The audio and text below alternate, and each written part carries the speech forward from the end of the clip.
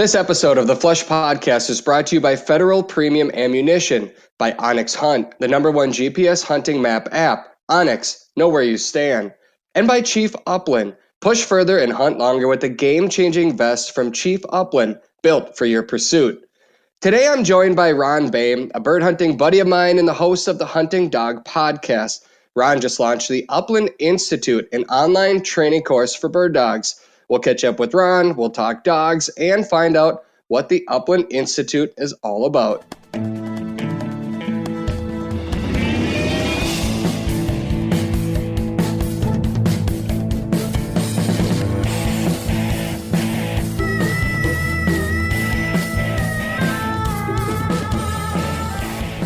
Welcome to another episode of the Flush Podcast. I'm Travis Frank, I'm your host. Brandon Morton is our producer.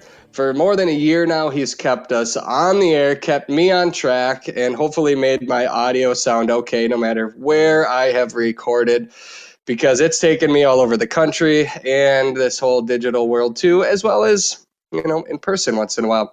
My guest today is unfortunately not in person. I would love it if he would be, because he's such a good friend of mine, but he doesn't need a lot of introduction. He's been on this podcast 2 times in the past year.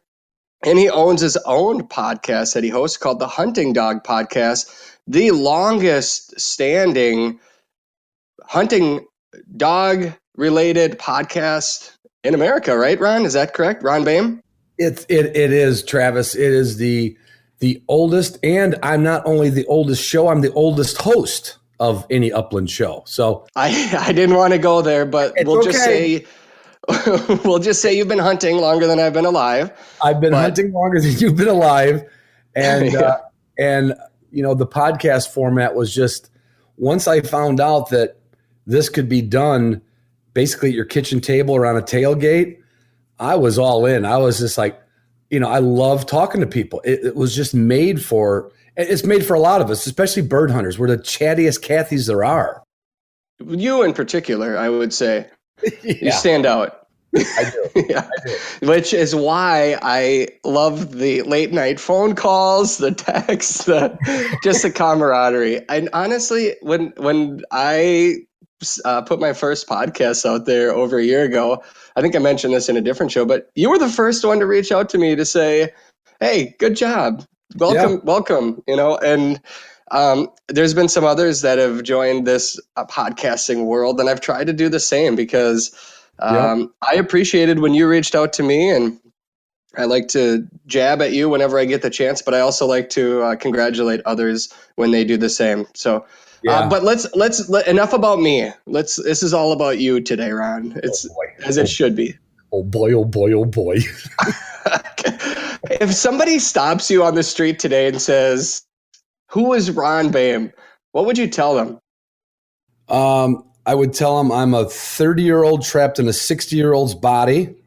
Okay. I get up in the morning every morning and I see Johnny Bravo in the mirror, and then I just go about my day like everybody else, one sock at a time, one pant leg at a time. But somebody said it once that he's, they say, "You're like the most self-deprecating person in the world." And it's like, no, I just want to make fun of myself before you get a chance to, So that's Ron Boehme. If I get people that write me through the show all these years. Just got off the phone with one an hour ago, and he wrote me a note about how to pick any ideas of what to ask a breeder.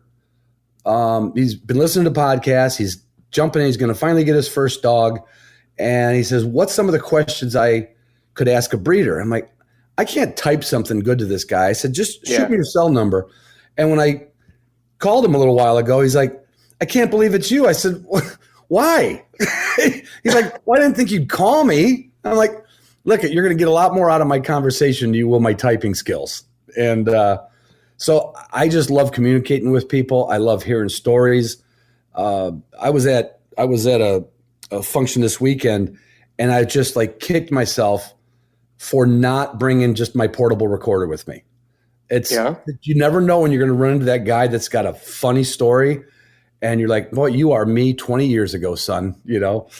And that's what they get if they meet me on the street. Who am I? Yep, I'm a 60-year-old. I'm a 30-year-old trapped in a 60-year-old's body. I think I'm a superhero, and I love to talk to people. And you love dogs. Well, the dogs are.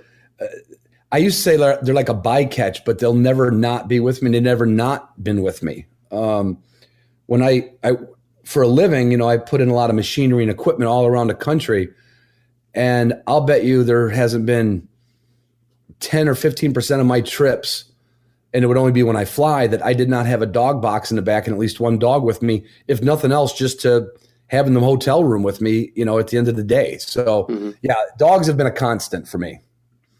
Where are you at in Michigan? Well, if everybody looks at their right hand facing them and their thumb is over by that's the thumb of Michigan. I'm over by where your little finger meets your palm, kind of.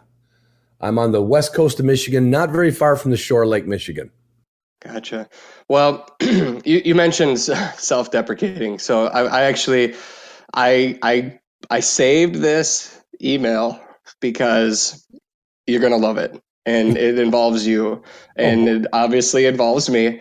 For those that haven't watched the show or heard any of our previous podcasts, Ron and I forged our friendship on the archipelago islands in the center of Lake Michigan a couple falls ago. We were grouse and woodcock hunting out there. But Ron, I just want you to know that I pronounced the word archipelago incorrectly in the show. And I have a very nice email from somebody that called me out on it. Can I read it to you? Please do. Please do. Travis, I just saw an episode where you went bird hunting on an island in Lake Michigan. You said that the island was part of an archipelago and pronounced the word incorrectly. This is the second episode because it repeats. So it was the repeated episode that he saw as well. So anyway, same episode, but this is the second episode where I have heard you incorrectly pronounce the word. I have attached a YouTube video clip with the correct pronunciation. I did a little research and learned that you have a degree from Bemidji State University. It's embarrassing that somebody with a college degree who makes their living using language would not know how to pronounce this word. You and Randy Shaver, the king of fractured syntax and dictation, ought to get together and compare notes. Below that, he left the link for the YouTube video and his signature. I love it. Embarrassing indeed. So here's, Ron, I blame you for this. Okay. Because when I interviewed you on the island, I believe you pronounced the word archipelago and not archipelago, which is how I pronounced it in the show. Because when I go places, I always pronounce things the way that a local would pronounce it. How do you say archipelago? I believe, boy, we'd have to go back into the editing room or go back and watch the episode. I always refer to it as just archipelago. Now, I don't even know how it's spelled. You went to university. I went to work after high school. You should be embarrassed too. You live there. I know. So what is the proper word for it? I feel like I should just play the YouTube link. I did not actually watch the YouTube link to figure out the correct way to pronounce it. I pronounced it archipelago. It, I believe, is correctly pronounced archipelago.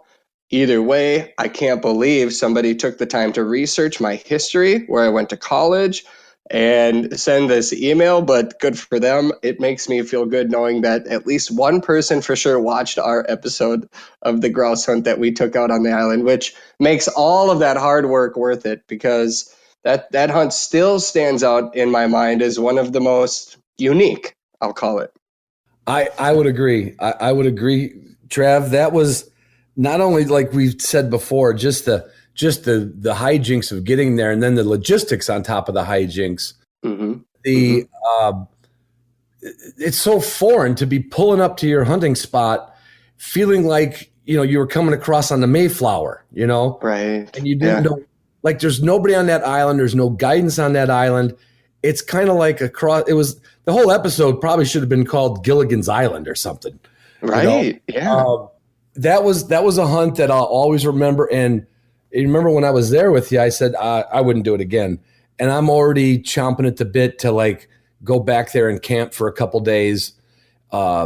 and I'm not a guy that likes to be, like when you hear people talking about hunting the backcountry and if they see another person on the trailhead, they're like, this place is, but I don't mind running into hunters, but hunting on that island, man, it felt like we leased it, like it was ours.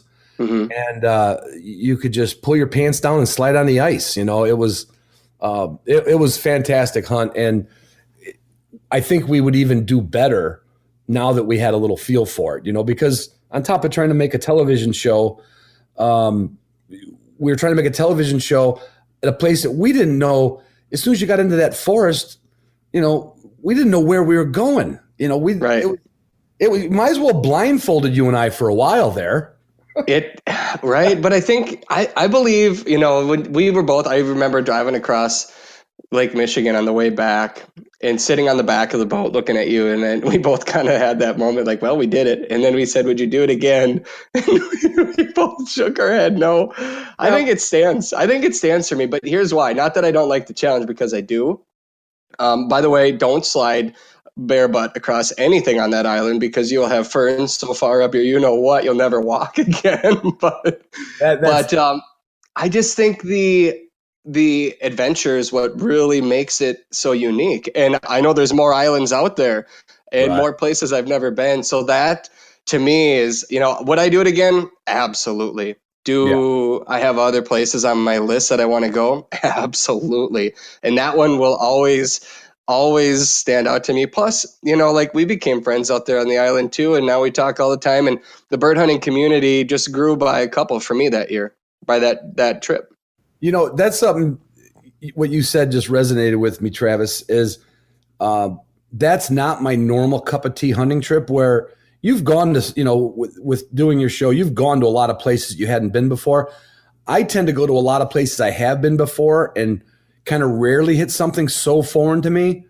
Mm-hmm. And that's got me, and we can talk about a trip later on in the show maybe, but it kind of brought back a little wanderlust in me. Like now I want to go, I like going to my favorite states, but like now I want to throw another state in that I don't know. I would like to throw maybe not that same island, but like if somebody said it, like, yeah, I'll try that island with you. It was pretty adventurous. It felt adventurous for my part, Yeah. Yeah. Well, I'm glad it did that for you, because that's kind of the goal, is to hopefully inspire people by showing them places that are out there. And that's that complex archipelago, whatever. I'm going to go available with that because I pulled it up on my other computer and it's archipelago. Archipelago. There we go. Word. We should both be embarrassed, which... Well, as long as we don't say archipelago, I think we're okay. Right. Because it is phonetically, it's ARCHIPLAGO, which would be archipelago. Yep. Well, I learned something new, and I appreciate everybody that points things out to me. You have to have had some pretty good oops moments in your career, or moments where people have called you out for something you've done that's stupid. Anything stand out to you? Yeah, you know what? If I'd have known, and I'm glad we don't rehearse these things, but I would have had an email pulled up that I wouldn't be able to find now unless we stopped the recording, and I don't want to. But I just did a recent episode on the Meat Eater podcast with Steve Ranella. Mm-hmm. And I got a letter like 3 days later, and he broke down everything I said on this thing. And he started it out with, Ron's pronunciation of the German words was not very good. I'm like, really? Because if you're gonna go on these podcasts, you need to understand every language and every pronunciation of any word. My accent should be very, very good. It shouldn't sound like Russian. It shouldn't sound like Boris and Natasha. It should sound German. And I was, using the word Deutsch Drahthaar. And he even put it in phonetically. It should be pronounced like this, and it'll sound like that. And I'm like going, wow. So I don't think I'm going to make that guy happy. I actually wrote him back and told him, I said, you've got a lot of valid points. I would love to talk to you. I sent him my phone number. I said, let's do an episode. And of course, I didn't hear nothing back. Really? If he's got that much time to break down everything you say, I would imagine he's got time to join you for a podcast. think so. You would think so with my flexible schedule, Eastern time. Hell yeah. Hell yeah. Well, you're German though, right? So how dare you mess that up? But I can do the alphabet, and I can do my numbers up through 100. That's about it. Yeah. I'm impressed, actually. I didn't know you could do all that. Oh, sure. 1, 2, 3, 4, 6, 7, 8, 9, 10, 11, 12, 13, 13, 14, 15, 16, 18, 19, 20, 21, 22, 23. Yeah, I can keep going forever. Oh my goodness, Brandon! If you're listening right now, we need to get like an applause track inserted. This would be a good time to insert right now. Everybody clapping. So okay. I don't know why that guy thought my German wasn't that good. You know what I mean? I'm impressed, Ron. Wow, good for you. Well, okay. So as long as we're talking German dogs and yeah. So you've been a NAVHDA judge now for how many years? At least 20 that I can remember. I'm not sure if that's including a couple years of apprenticing or not. No, I think it's been a full 20.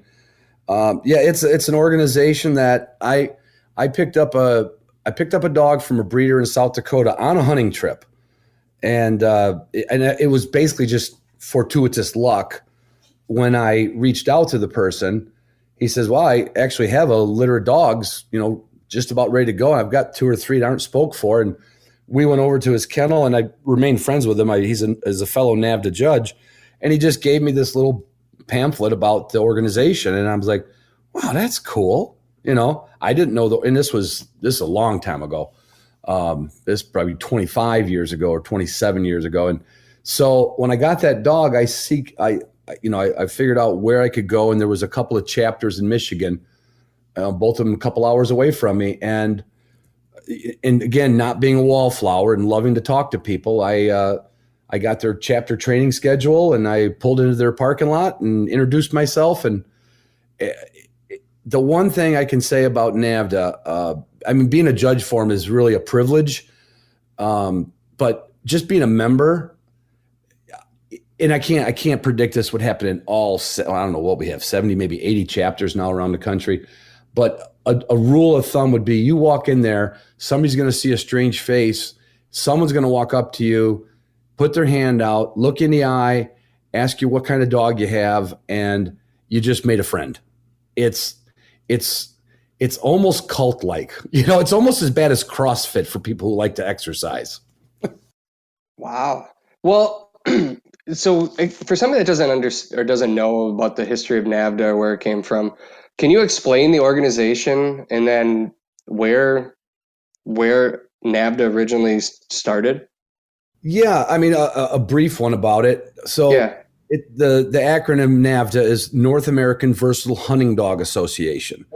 And it was based on what they've been doing for a long time over in Europe and specifically Germany, but in other countries as well. They have a testing system for each of the breeds we got from Germany, or we still get from Germany on occasion if people are importing them. They all have a pretty strict breed club. So let's say if you had a Munsterlander, whether it's a Kleiner Munsterlander or a Große Munsterlander, that would be large or small, the small ones being brown and the large ones being black. I hope you pronounced those correctly, by the way. I hope so too, because I think I messed up the second Munsterlander. Munsterlander. And it's from the area of Munster, Germany. And so that breed club is specifically into that breed, but to make sure that they had really good breeding stock, they have judges that they could judge your dog, your Munsterlanders. I'm just going to use an American pronunciation, Munsterlanders. Mm-hmm. And if you had German wire hairs over there, they'd be called Drahthaars. Those judges had a set of criteria that they wanted to see in your dog before you decided you wanted to be a breeder. Where in America, if you want to breed your dog, nobody stops you. You can, you and me could get together with my dog and your dog, and the law doesn't come after us. Now, we may not be able to register the litter, but so it started from the breed clubs kind of policing themselves to make sure that they were using really good stock that could perform basically as a puppy, certainly under natural conditions, But then their upper level tests, you also wanted to make sure you had a dog that didn't break down from obedience training, that was friendly to other dogs. It was not people aggressive. Their tests are they watch you in Germany from the minute you take your dog off the tailgate to the minute you put your dog away. And so your breed club would expect you to go to a test somewhere, and you would go in front of these judges, and the judges would give you these scores. And so Bodo Winterhelt, who was an immigrant from Germany, I don't know when he got here. He got here after the Second War. And up in Canada, he brought in a breed called the Poodle Pointer, which are very popular now. And I think I may get this wrong, but he ran a big hunt club up in Canada, trained dogs for people. And, the more dog people you get together, he wanted to put together this testing organization. There are some clubs in Europe and a few here, that would have just their own judges. But what they really wanted was that formula. It's like, okay, we're going to set this criteria for a puppy and for a mid-level dog and for an upper-level dog. And whatever breed you have, if you want to do it, we will give you our evaluation of what we see in the dogs, again, as a puppy, what it was born with, what it inherited from its parents, and then later on, what you were able to teach it in the obedience categories and overlay that with its natural ability. So that system was started a long time ago, and Bodo and several other people that I won't go into a bunch of names that basically had the first meeting and decided to get NAVHDA off the ground. That was, if I'm not mistaken, that was like 69, I think, 1969. And of course it started very small. It was just in a couple places, but just like the popularity of a lot of things, somebody would move. Let's say they got transferred to upstate New York from Ontario. And it's like, man, I enjoyed doing that chapter thing so much, where we trained our dogs together, and then we eventually test our dogs. They would get basically sanctioned and say, hey, I'm going to open up, Grounds B or Toronto, give it a name, Toronto chapter, or the Finger Lakes chapter, or the Yankee chapter. And so it was that spread. And then, like anything, it spreads like a snowball. And then over these 50 some years, it just kept spreading and spreading and spreading. But it all comes from the European system of basically of breeding control, if you want to break it down to it. Because in those cases back in the day, if your dog did not pass or had a fault, the breed warden or the governing body of that breed literally would stamp "do not breed" on your dog's papers. And you can go hunt with it all you want. You can love it to death. You can keep it forever. But they did not feel that dog was worthy of adding anything to the gene pool. So that's kind of what NAVHDA started as. And we don't have that enforcement side of it, but we have that testing side of it, where, Trav, if you want to bring your dog to join a chapter and say, boy, I'd like to see if I can play that game, it's there for you. There's a lot of little stipulations and regulations with that, but so that's how NAVHDA started. It was basically an offshoot of what they've done in Europe for years. You know my dog. Could Daisy compete? No, because Daisy doesn't have, not because she doesn't have talent though, because this coming back from the breed club days, they did not want to have a mixed breed dog, because if I wanted to breed to Daisy, now I have to take into consideration all of her sire lines and her dam lines, right? Where if I'm doing a German wire hair to a German wire hair, I'm familiar with that breed of dog, and I know the mother line and the father line a little bit. So it has to be a registered dog, so we can track the dog's lineage, and we can, we know where the dog came from. So unfortunately for those dogs, they're not able to run in a NAVHDA sanctioned test. But there are organizations, and I shouldn't speak for them, but I believe there's another organization out there that I think you could enter your dog in. Gotcha. I'd have to do a little research. I blame Tyler for this then. Oh, 100%. Tyler Webster, this is your fault. 100%. Right. Yep. Well, if and that is okay because she'll show her skills. She'll make me look like just a buffoon on television this coming season when I took her out to the Badlands and she, had her self tour of the Badlands all on her own. But she's come a long way, Ron. that's good to hear. I told you that when I heard that podcast you did and the situation how you found her, I was like, I haven't been there, but Travis, I've been there before. Yes. And that doesn't matter where that dog came from. Boy, they can get into they can literally scare the death out of you, Mm-hmm. And it's not like you asked her to do that. That was all her. She just wanted to run away for a while, Yeah. Well, she wanted to hunt. She just didn't realize that we were supposed to hunt together.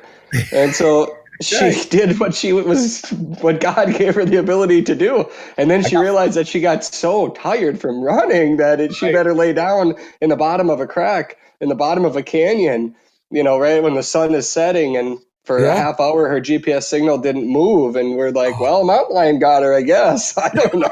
What else could it be?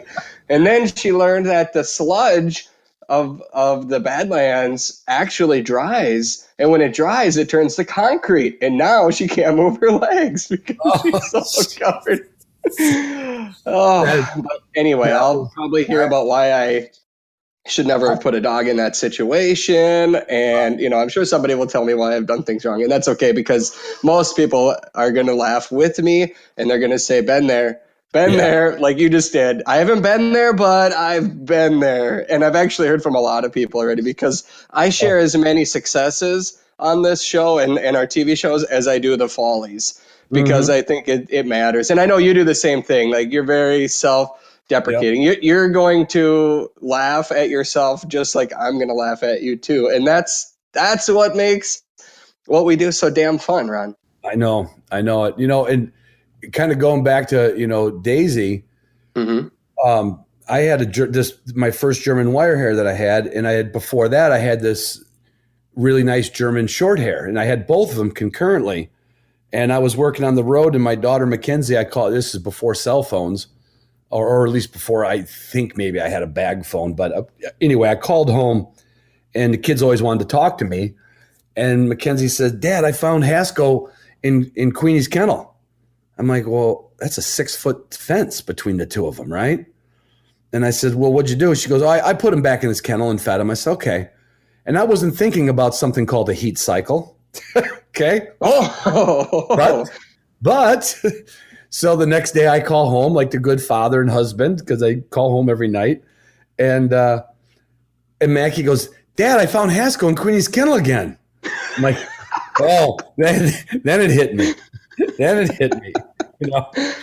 And I said, hon, I don't know if it's going to do any good, but I'm not going to be home for a couple more days. And I had 4 kennel runs. I only had 2 dogs. I said, put Queenie in the far right and Haskell in the far left. And either he knew she was done breeding or he thought that was too much effort to go over 2 more fences. But he literally climbed because he could no way leap that, he literally climbed his way over and then flipped into the kennel. And so, we had our first unregistered, before I ever had a registered litter of dogs. No, I take that back. I did have a registered litter of German short hairs, but I think my hat or my what would you call that? My reputation was sullied when she gave birth to 10 wire hair German short hairs. Now you'd think, well, the German short hair is one of the foundation breeds of the German wire hair. They use 4 different dogs to come up with that dog, basically. And I'm like, well, and I wasn't somebody who said like, look, I'm just going to bring her to the vet. We'll just get her fixed before, anything develops. I just couldn't do it. And I said, I'll find homes for the dogs. And they were the best looking German wire hairs I ever had, even though they were short wired or whatever they were, And we had a mock test, what we call a NAVHDA, where a chapter will, before one of your, like say your natural ability test, will do a practice test the week before, see if you got a weak spot or see how your dogs do.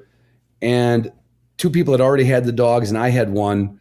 We went there and they all received basically an A- in the day, because they came from two solid hunting dogs. And I had a person ask me years later, he said, hey, any chance that you're ever going to do that breeding again? I'm like, no,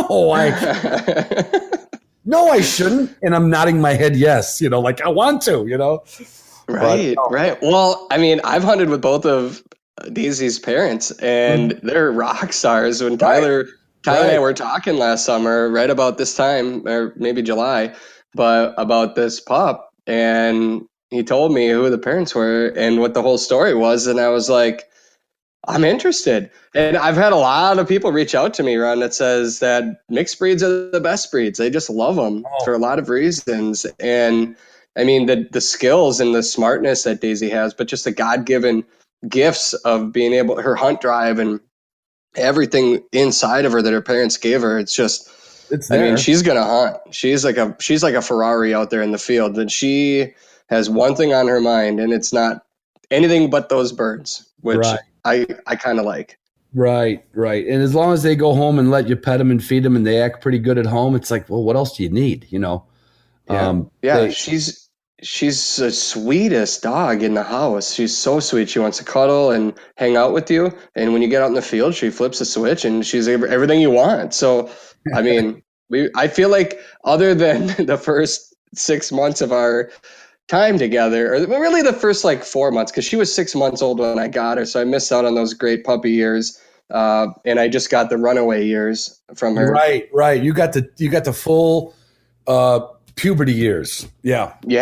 Right. Yeah. Well, Tyler, he lives out on the prairie and has, miles of open landscape for these dogs to run and bring her home. And I live in a neighborhood, and we do have some woods and a small swamp in our, behind our place. So there's room to stretch the legs a little bit. But Daisy, the first time my 6-year-old had her on the leash, she bolted, and literally, I think I told you this, but she drug him through the yard on his belly, and he held on with everything he could until he couldn't hold anymore, and she was gone. And thankfully, we have a phone number on her collar, but she's so fast, there's no way anybody could catch her. But it's her love for other humans that always gets her in, because she'll go up and then they're like, well, this doesn't seem right. A dog that has a collar or a rope dragging behind her probably needs to go back. So I can't tell you how many times the phone rang, and that's when I knew this training needs to kick in right now, because this has got to stop. Yeah, you got to get something built there. Yeah, exactly. But I wanted to get into what you have been up to, but I still have a couple of other judging, like the NAVHDA judging stuff. So why did you decide to be a NAVHDA judge? I mean, honestly, you could have just taken your dog there and ran the trial and then gone home. But why did you want to be a NAVHDA judge? And then what does a trial look like? Well, the reason why was easier than describing what the trial looks like, or the test. We refer to it as a test because all dogs can literally walk out of there with the same score. It's mathematically not likely, but literally the dogs are judged against a standard. So you and I would show up with Daisy and one of my dogs, and if they all did the same basic performance, you're going to walk out of there with let's say if it was a spelling bee and you got 98 out of 100 right, Daisy gets 90, her score's 98, right? She did a couple things wrong. She lost a couple points. So it is a test as opposed to a trial, where a trial has usually a first, second, and third place. Sure. Yep. Okay. But why I got into it was really kind of like how I fell in love with the system so great was the people. And then so I was encouraged to run my dog in a natural ability test. So I'm like, well, what's it involve? And they told me what was involved. And you're really nervous. It's kind of like picking up a new, let's say you want to start bowling. So you bought your bowling ball, you made a makeshift bowling alley in your driveway. You felt like you could at least get the ball down to the other end of the, without hitting the gutter. And then somebody says, hey, Travis, we're going to go to the bowling alley today. There's going to be some bowling judges there, and we're going to see how good you bowl today. It's intimidating. It's exactly perfect word. It's it. You're like, oh, geez. But these judges like literally calm you down so much. They're like, look, we've been here. We don't get to be a judge unless we take our dogs to tests. And so your dog's doing all these unexplainable things that you've never seen it do before. And the judge is like literally, hitting you on the shoulders. Don't worry, we're not worried about that. Right now he's just running over there. That's fine. But he hasn't found a bird in 5 minutes. He said, you don't find a bird every 5 minutes when you're hunting. You're not going to find it, So it was the way the judges got me through the day. And I'm not like a nervous Nelly. But that was the first time I handled a dog in a test. And I just kind of wanted to be that person to other new handlers because I know how good those judges made me feel that day. And at the end of the day, they read your scores and they explain your scores. And, they don't have to all the time, but they'll tell you before the scores are read, if you have any questions, we come up with these scores. There's always 3 judges in a NAVHDA test, unless there was some unforeseen circumstance like there was last year. These 3 judges use their knowledge and their handbook and their experience to give your dog a score, and they will come to a consensus. A lot of times it could be a judge might say, I really like that was a good field search. And the other judge would say, right around 5 to 10 minutes, boy, he wasn't doing much. And then third judge would say, yeah, but he really got better in the last 10. And I think Travis is right. I think it's a 4. So we come to these scores together, and then we're like a married couple. Then we never change our mind, right? Just like husbands. And then when you get your scores read, we'll say, if you have any questions about your dog today, we will stay here till dark and then some if you need us to explain how we arrived at these scores. And I was like, my teacher didn't do that in 8th grade. Right. That's commitment. She goes, Ron, you got another 68. You're barely going to get out of 8th grade. So part of your training is you have to pass, or part of being a judge is you have to pass these tests too, right? Yes. That is one of the beauties of this system. And not only pass the test, you have to pass a high-level test, and you have to train the dog yourself. You can't bring it to a trainer to train it. Now, I am sure in the history of NAVHDA and other organizations, there has been some people that, they went to their buddy and said, man, I can't get this dog to be steady, but by the book, it's a dog that you trained yourself, and you come to the line with that day, and you get on the other side of the fence, and you're there standing there just like Joe Handler, and you got to go through the test just like a regular person does.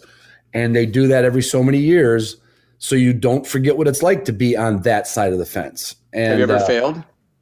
Oh, more times than I've passed. Really? Oh, yeah.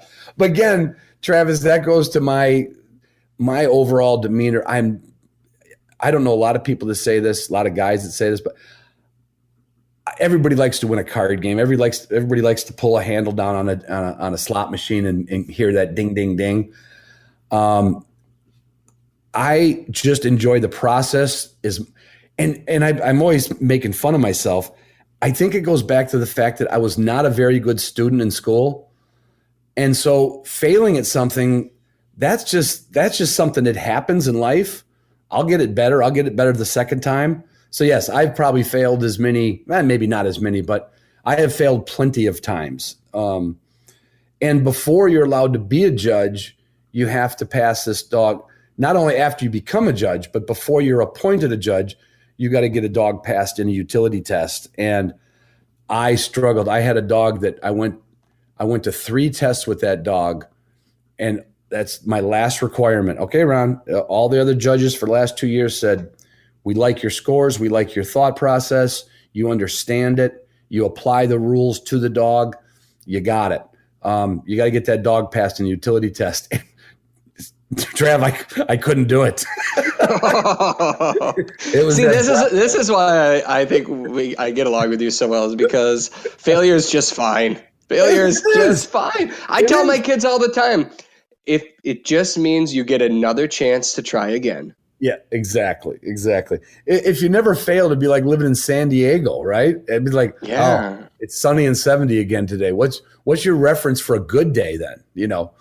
Well, it humanizes you too for everybody else that listens to you or that that you're interacting with in the dog world, knowing that, hey, this is reality. So let's get to what you've been up to lately. It's called the Upland Institute, and we're going to talk in depth in it in just a second.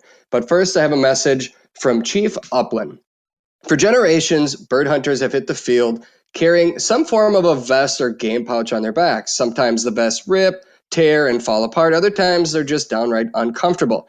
That's why Chief Upland designed a vest that's durable, comfortable, and fits your needs. Their new Upland vest is fully customizable to fit the size and shape of all hunters. Plus, you can decide where you want to attach your shell pouches and accessories. Last fall, I tested a Chief Upland vest for the first time, and I love it. Birds can be front-loaded into the game pouch, and they fit nicely in the back without sagging. You've all probably seen those hunters in the field carrying birds in their pouches that hit the back of their legs when they walk.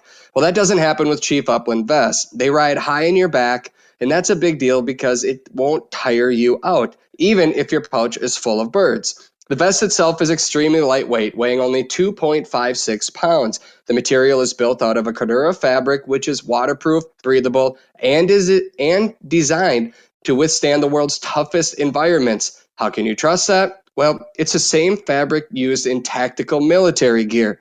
I can say my Chief Upland vest is one of the nicest hunting vests that I've ever worn. Push further and hunt longer with the game-changing vest from Chief Upland, built for your pursuit. All right, Ron, let's talk about the Upland Institute. What is it, and how in the world did it come about? Oh, so I've got a friend that a local dog trainer here in West Michigan. A lot of the people, anybody who listens to my podcast looks forward to the episodes that I do with his name is Justin McGrail. Mm-hmm. And one of the things, what he does at his kennel is he trains your dog for hunting. And I mean, he doesn't concern himself with field trial testing your dog or NAVHDA testing your dog. He's getting your dog ready for the next hunting season, if that's what your goal is, or if it's an older dog.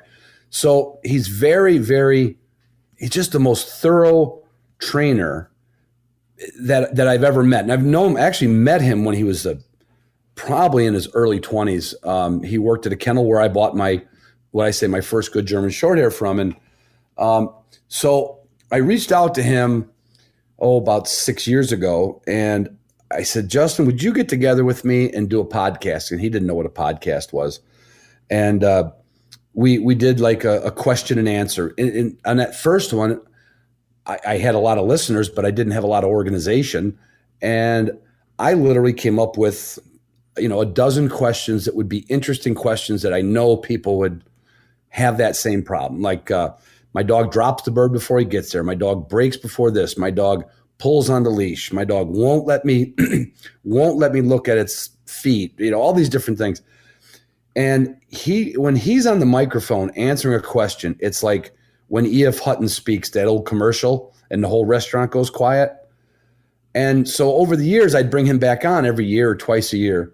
And him and I were talking about a NAVHDA test.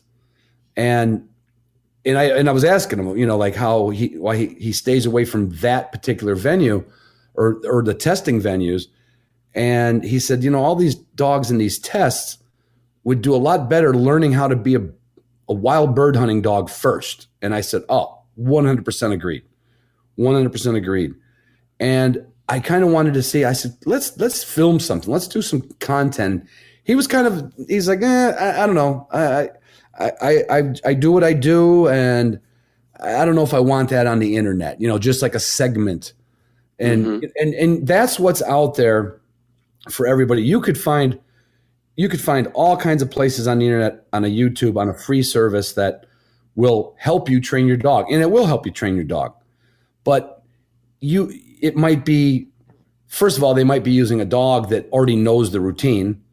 So all you're seeing is what it's supposed to look like. And then when you're seeing some free content that shows a dog like, oh, that's kind of like my dog. My dog doesn't listen either.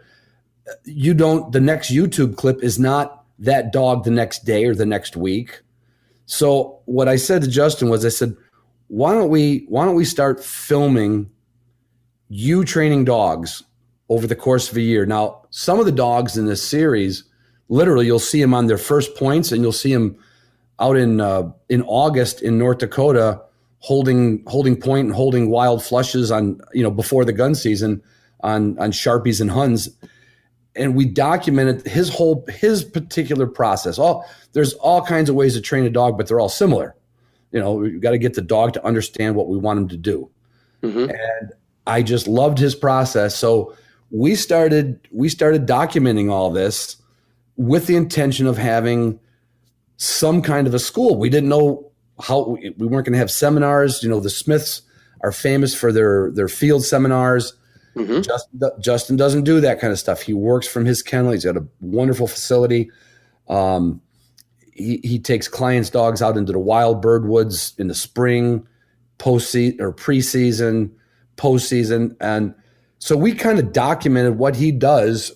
And the beauty of it was, through the course of the year, he gets all these different age dogs, all these different breeds of dogs. And he'll call me up and he said, Ron, I got a dog right now that we need to film. He's just at the right stage. He's not doing anything right. And perfect. Yes. Right. Yes. Yeah. And I'd get over there with the camera, and I turned into a pretty good videographer over the last year and a half. So you were the cameraman behind this project. I am the cameraman behind this project. Exactly. Well, I watched some of the videos today on it, and because we've been talking about this, and I wanted to see it, and you sent me a way to access it, and you did a good job. I'll give you that. But there's no way you were the editor. No. That's Matt Giorio. Matt Giorio. He's my buddy. Okay. Yeah, well, that was a whole nother. We could talk about that next time we go hunting, because you know what editing is like, and that's an art form itself. It is. It really is. Yeah. But so there's a similar school like this for the Labrador world. It's been out for a long time, and I have what's that one called? It's Cornerstone Gun Dog Academy. Been around. Oh yeah. Yep.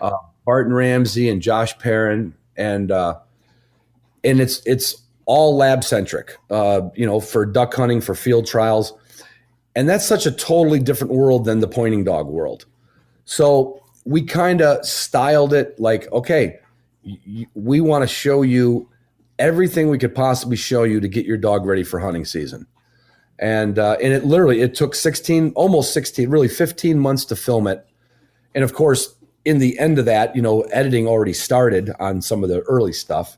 Mm-hmm. And so we wanted to have as comprehensive as a school, so you didn't have to just fumble through content and pick and choose, because, like when you got your dog, you probably leaned on some calls, some phone calls, some trainers, some books, mm-hmm. A little bit of YouTube, but then eventually you have a friend to help you with your dog, right? Yeah, that's exactly it. And George Lyle, and he uses the Hunt Smith training method, and yeah, he shared some DVDs. He's like, here's where we're going to start, and we started with fundamentals, like the foundation and fundamentals, which is really what you guys have too. And watching yours, it's like, man, I've been there. I know this. This is good stuff. Like, yes, do this. Oh, good. The dog isn't. Yes, perfect. So I got to see exactly what happens when the dog doesn't do what you want it to do, which is what everybody, for the most part, has to deal with when they're trying to train your dog. That's the whole point in the training process. Yeah. It's, you're fortunate enough, you're kind of in the business, and you've filmed. Kind of. Well, I mean, you've been around a lot of dog people, right? Yeah. Yeah, definitely. I was just joking. Yeah, I'm definitely fortunate for sure. Yeah, you're kind of for sure. Yeah. But there's those fellas that, they live somewhere. It could be, Bloomington, Indiana. There's no pointing dog club nearby. They've got no mentor, but they saw you on TV or something, or saw us on Beaver Island. And like that, you know what? I've always wanted to get a bird dog. I'm going to get a bird dog. And then they start searching for content. And again, there's a lot of ways to skin a cat. but we wanted to give somebody something that we knew I wouldn't take a big money bet on this, but I think even there's an ability to read a dog, which is a developed skill. And what that really equates to, as a dad, you can relate to it, Trav. There are parents with rose-colored glasses on about their children, right? Mm-hmm. Mm-hmm.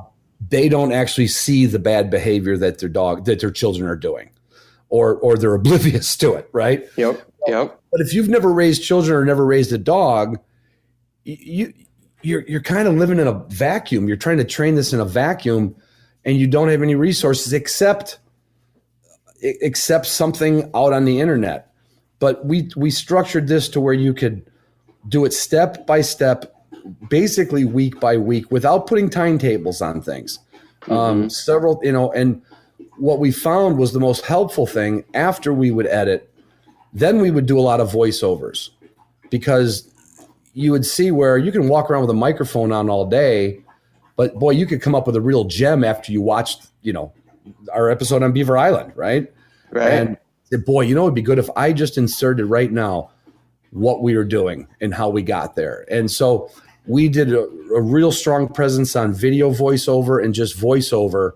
So you weren't just watching it and trying to go like, we tried to help you to learn to read your dog, because that's key for training. Timing is another skill, but we even went to the extreme, and Justin came up with this idea, and I thought it was just wonderful. When you do advance through the course, in this case, foundation and fundamentals, and when you do start introducing the collar to these already known commands that you've done on a check cord or on a table, and when he overlays the collar, we actually have a little red light that comes on and off on the screen. Now, that doesn't mean that that's exactly when you do it to your dog, but it helps you really understand when Justin's hand's moving, let's say on a training table, it looks like it moved a minute ago, but that time he's using the collar. So we try to make it as informative as you can, to where, not that we'd be there to help people. People can write us. We've had one. Basically, we've had equipment questions more than anything else, and we do have an equipment review in there. But we wanted people to come out. We wanted to have something where people would go, well, that was great, but I can't get my dog to do it. Honestly, I think a first-time dog owner, if they listen to it, watch it through a couple times, and don't get excited about, let's get to the next step. You are going to have a dog that you can go take hunting its first season or second season. You don't have to start with a puppy. You can have a 1-year-old dog or 2-year-old dog that is kind of a little bit of a crazy child, and just start from the puppy foundation work, because that's what all training is. And you mentioned it earlier. If a little block on the foundation is missing, something's going to slip down above it. And right. And that's what we wanted to give. And it was kind of built out of those conversations we'd have on the podcast. And I said, boy, wouldn't it be great if we could show people how to train a dog, really comprehensive. So, we're really proud of it. It's only been out for a couple weeks, and we've gotten a lot of, in fact, I'm putting it in the hands of a lot of people I know in the business. I want their unabashed, and they know me. I want their critique on it. If there's something that's different or something they see that, like, boy, Ron, I don't know if I'd want to recommend that. I want their honest input. So I'm literally sending it around to trainers that I know and trust around the country. And wow. Yeah. There's a lot of great information. Like you said, being able to see it, I think, is the biggest thing. So when I learned with Daisy, I was fortunate to have George Lyle go out to his place, and we talked through things together. But then I also watched some of those old DVDs from, 30 years ago, I suppose. Right. But it's invaluable to see how that process works, each step. And I've since talked to, I don't know how many people, a lot of people, about the different steps and the fundamentals. And God gave your dog the ability to smell that bird. You don't have to train that. You need to work on the fundamentals and start from there. And you can do that at any age too, because there's so many people that have these bad habits with their dogs, and they're like, well, she's too old, I can't get rid of it. And like, no, you can. You're taking the lazy way out. You can go back and do all of these steps and get your dog from 6-year-old dog, 6-month-old. You know, I mean, it's never, you can teach an old dog new tricks, I think is what I'm trying to say, right? Oh yeah. And one of the things, two things I want to say about that, and your dog is an example of that. You got Daisy at 6 months of age. Yeah. And what I would call bad habits. Well, it wasn't a bad habit at Tyler's. It was fine. Yeah. But running free on 800-yard circles in the neighborhood is not fine, right? Correct. There's several highways that she would cross. That's not safe. Yes. And so you, through watching videos and having a trainer, you started putting those blocks under an older dog. But you put those foundation blocks in. And the one point that Justin makes several times through the training is dogs don't forget, good or bad. You can go back to training. You could do, like, one of our courses is the trained retrieve, which is people refer to it as a forced retrieve or trained retrieve. And he'll tell you right in the video, if you get started on this and you don't have the time, life gets in the way, whatever, you're not going to go backwards. You will be able to pick that up basically right where you left off, or maybe a day's lesson earlier, where you're not going to lose anything. It just shows, to your point, you can start with a dog at any age and you can come back to it. If you got busy real quick, Trav, and then you had to get back, Daisy's going to remember where you were with the lessons you were at, you know? And it's amazing too, just going back to the basics. I can't tell you how many times I went back. Let's start over. Me and Daisy we'd work, several times a day for, as soon as I started the training, it was constant, and I would go back and we'd start again and again. And now all of a sudden, last week, hey, we're going to go back to the basics again. We're going to pick this up again, and boom. And it's just like so crisp now. And these things are going to carry over into the field. But last year I was yelling for my dog. This year, I don't want to have to say her name in the field, other than when she brings a bird back and I say, good girl, Daisy, good girl, and there's so many. I've hunted with hundreds of dogs over the years, and I've seen good and bad and great and awful and everything in between. And, they are what you invest into them. And I believe, Ron, that you're going to be a better hunter. And I'm talking not you. I don't know if that's possible, but other people, they're going to be a better hunter if they're invested in this process with their dog too, because they're going to learn so much more. They're going to be able to really get that reward out of the entire experience if versus dropping a dog off at a trainer. Mm-hmm. Yeah. It and a lot of people need to rely on that, and that's what they're out there for. But the work, when you take that dog hunting, you've got to become that trainer again. So if you're training your dog all along the way, I always go back to grade school. If my mom was my teacher, or I should actually say, if my 8th grade teacher was my mom, I probably would have went on to med school, because she was the one. She would have been the one to watch me all day because she was my trainer. But my mom couldn't get the same performance out of me that my 8th grade teacher could get out of me, right? Right. And dogs are the same way. If you can do it yourself, you will have a sense of satisfaction that, and these are the simple things. I remember you were asking about one of the other reasons I became a judge. I digress a little bit to that. One of these judges that, met me in my first test didn't live too far from me. And he said, let's go grouse hunting. And I'm fortunate to live right at the bottom southern edge of the Manistee National Forest. So grouse pretty much stop right around where I live, and they're from here north. And so Dick came up with me, and I had that black wire hair, that black-hearted black wire hair. And I opened his kennel, and he come running out of the kennel, doing donuts around the truck. He was already out in the woods for 5 minutes. I was totally embarrassed, Travis. I mean, and I was like, I've got to get the collar on this dog at least so I can shock him, right? Light him up. I'm gonna light that son. That dumb son of a up. Anyway, I finally, he calms down. He comes over by the truck. I scoop him up like a shortstop, like a league ball. And I grab him by the collar and I go, sit down, and I get in his collar on him. I put his leash on him. I tie him to the bumper because, he was not going to wait for me to get my vest on and get my gun out of the case. Right. And I'm embarrassed, but I'm not shamed or anything. I'm just like, oh God, that was embarrassing. And and we're parked side by side because we lived in two different cities and we met here. And Dick did this on purpose. In hindsight, later on, I know he did.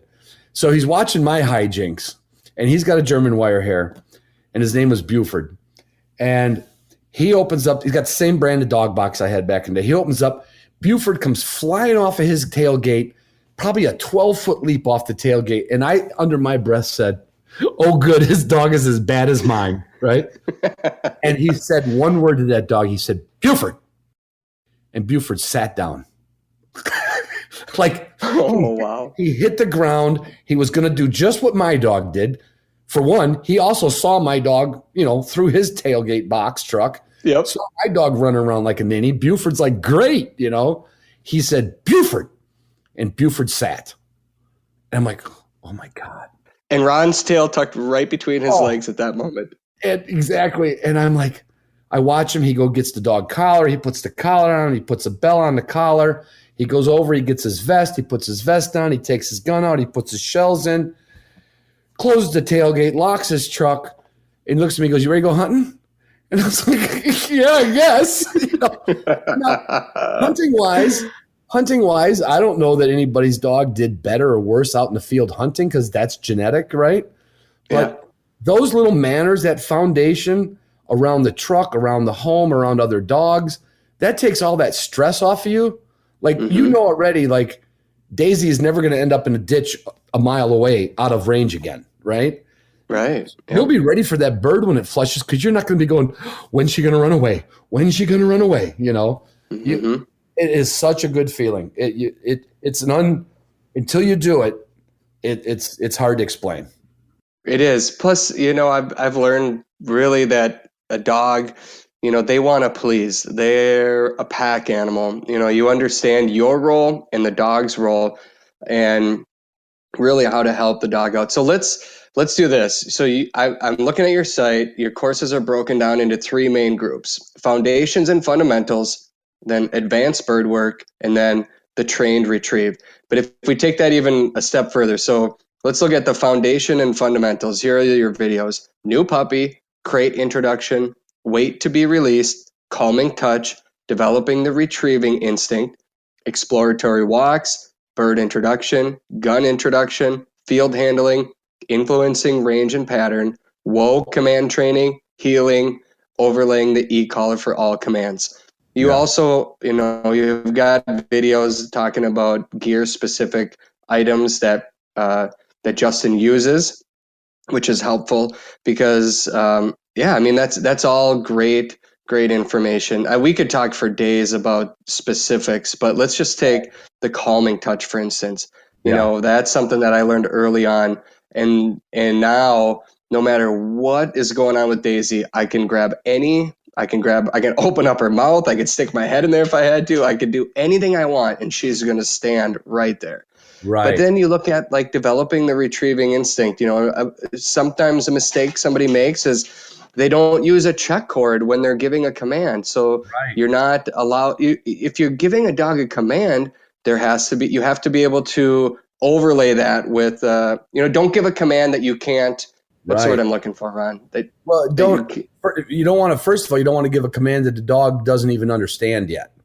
Yeah. So like with puppy retrieving, we know the dog may be a natural retriever and may even come in pretty close proximity to you with it. But most puppies want to just parade around you, and that's fantastic. With that check cord, it's like putting drag on a reel when you catch a fish.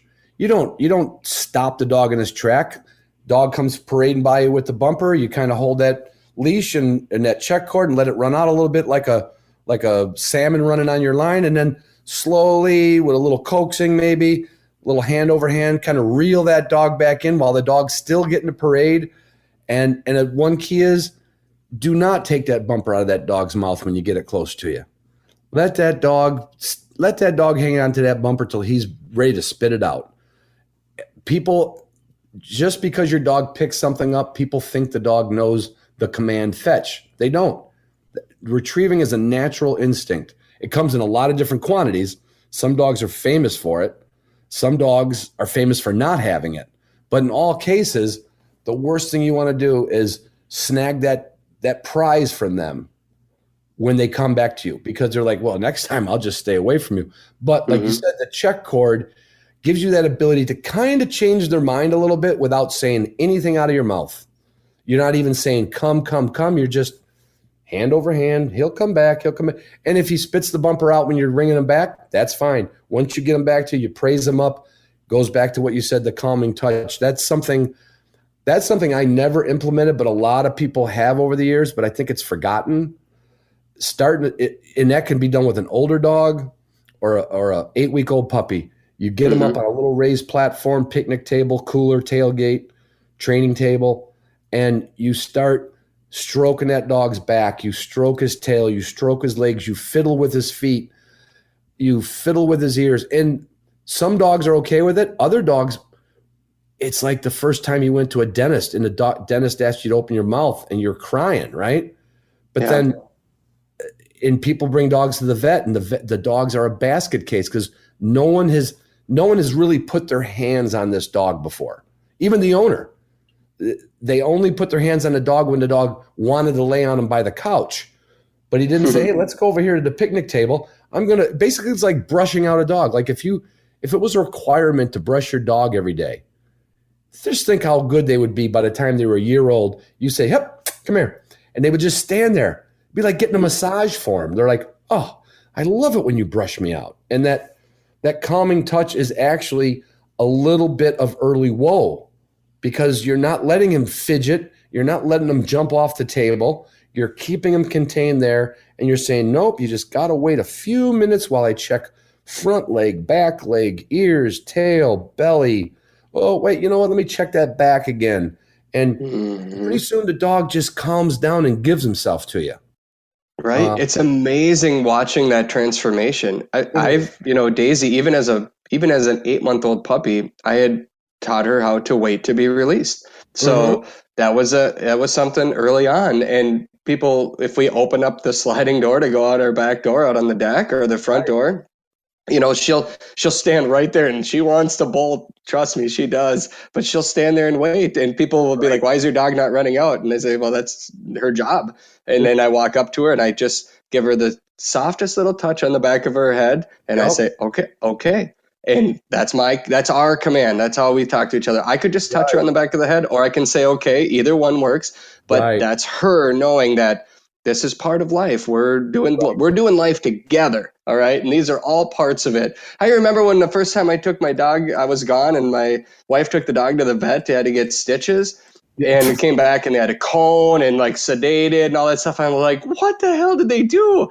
I'm like, this dog, you could do anything you want to her. She's not going to move. They didn't need to put her down to put 5 stitches in her foot. Are you kidding me right now?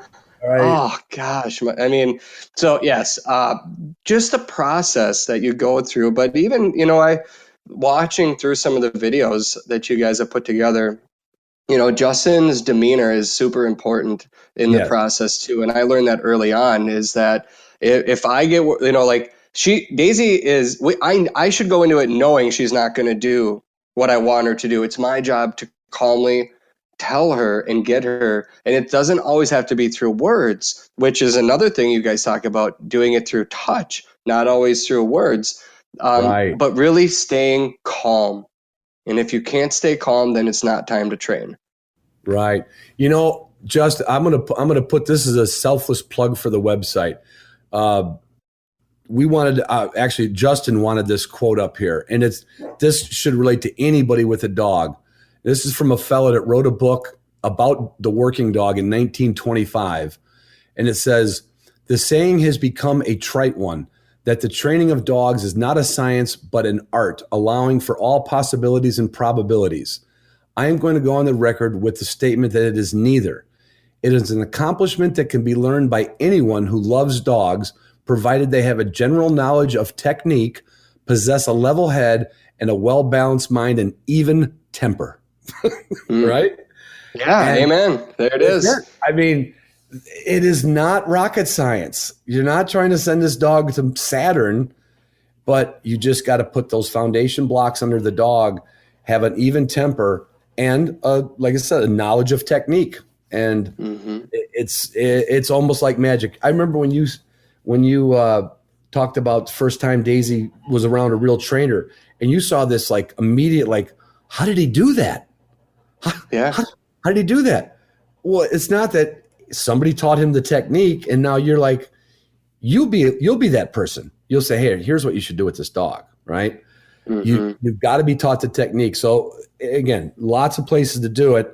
We just tried to do it in one form, and we show, I think there's a total, the advanced bird work is in editing right now, so that's not out, but foundations and the trained retrieve is out. And I think we use a total of about 40 dogs in that video, because we had to find dogs that were at the age to teach you something. The only exception to that was the trained retrieve, because we wanted to show you what it's going to be like for your dog.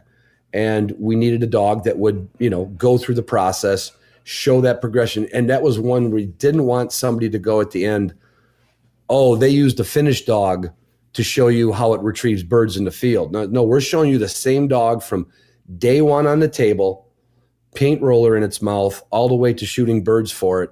The closer in one of our videos is her retrieving a prairie chicken in Kansas. And it's just, well, you talk about being the girl who owns that dog, she's one proud mama. That dog got to go to university for free. Oh, that's so cool. It's so fun watching them go through all those stages. I laid out the kind of your individual videos for the foundation and fundamentals, but your advanced dog work or advanced bird work is building on whoa, stop to flush, steady to wing, steady to shot, steady to fall, honoring point, relocating running birds, managing the transition to wild birds. And then the trained retrieve series gets you from hold and carry or to fetch, but you get used to the table, first hold, stationary hold and carry, moving to the ground, introduction to new objects, proofing hold outdoors, learning to turn off pressure, introduction to the fetch command, reaching for the object, picking up off the table, transitioning to the e-collar, first time off the table, reviewing the new objects or with new objects, intro to toss objects, transition from bumpers to dead birds, and then retrieving shot birds. So, I mean, it's really, it's like, I mean, it's the whole university, right? You're getting quite a bit there. And obviously it is. It's truly a course, and there's no time frame on it. There's no timeline on it. You take it and you don't go to the next step till you get that step. And like you were taught the same thing, go back. Like if there's one mantra, we should send a t-shirt out that says, don't forget to go back. Right? right. And that's okay. Yeah. That's okay. And I think too, just a couple of the videos that I watch, Justin goes back again. We'll start back here, and that is what I learned so early, that you don't skip over, because a bad habit will last forever. So you got to nip that bad habit right away and just stick with it and don't move on. I was the same way. I wanted to get out there in the field and see my dog find a bird, but I learned that'll happen. At no point in our training last year, George Lyle and Custis Coleman and the whole training program that I was doing, at no point did either one of them give a rat's about the birds. Right. Because that's mom and dad gave the dog everything she needs to know there, but it's our ability to hunt together and her to understand her role and work through all of these individual tasks one at a time. And Ron, I just got to say, I'm impressed. I'm proud of you. You've done an amazing job. I can't believe you were a cameraman filming some of that stuff. I mean, cameraman and chief marketing director now. Yeah. Yeah, there you go. Did you ever think, so you're done with construction and you're living the life of a podcaster and a trainer and life on the road? You're heading up to Alaska soon to go spend some time with more dogs. Oh, I can't wait. I cannot wait. Yeah, this year I took quite a few, last year we obviously with the situation in our globe, there wasn't a lot of dog tests, but I think I'm looking up on my 4-month calendar. I got 1, 2, 3, 4, 5, 6 judging assignments in the next 4 months. And that's, you can get, most of them are always 2 days, and you got travel day front and back, eats up a lot of time, but getting to go somewhere and meet new people and get to explain to them what I just saw in their dog. Mm-hmm. That gives me as much joy as a hunting trip. It really does. And especially when you get that new person who, like I was, and that judge made me feel like, wow, I knew I hadn't been in the end zone before, but he let me know that, what? Nobody starts out in the end zone catching touchdowns, right? Mm-hmm. And that's right. One thing, I don't know if it's a concluder, and I use this mantra a lot. I get those questions, and what you said about your training friends that said, this dog doesn't need birds. This dog needs obedience, right? Mm-hmm. And people come up, well, how soon should I let my dog see a bird? It's not a bad idea to let a young dog see a bird here and there. But like you said, if they're well-bred, I tell people, now you could edit this if you want to, but I tell people, did your dad accidentally leave a Playboy magazine around for you when you were like 6 or 7 years old? Or was he pretty sure that someday he was going to find one under your bed? Right. Right. It's in there. Right. It's in there. And it doesn't matter if you're a guy or a girl. You need to learn to go to church and be quiet first before you get to go run in the playground. Right. Right. You didn't train your dog to jump over the fence and get in your other dog's kennel. No, that's all genetics there. That's right inside. Yes, it is. So we just wanted to make something that gave people a course to take, with a lot of explanation, and again, we'll be there to help them. We'll have Zoom rooms. We'll have meeting. If we find an area where a couple people struggle, we'll address it. And but I think we made it as complete as you could possibly do in a dog training school. Well, plus we heard earlier on in the show that if somebody has a question, you're going to call them and talk them through it anyway. So right, yeah. And to that point, they've got my phone number, and I've got the time. And if it's really something that I can't handle, Justin's a phone call away. And, that's the nice thing is that's all he does. And this is all I do.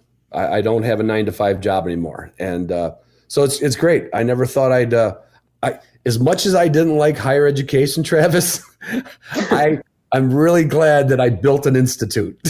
How's that? Look at you go. I'm proud of you, Ron. Well, last question. You're heading up to Alaska, ptarmigan, or you've got a NAVHDA test up in Alaska. So yeah. Are we ptarmigan hunting up there, or are you not ptarmigan hunting? I am. I was just on the phone today with the test coordinator, verified it. Yep, we want you up here. We'll get the judging assignment set up.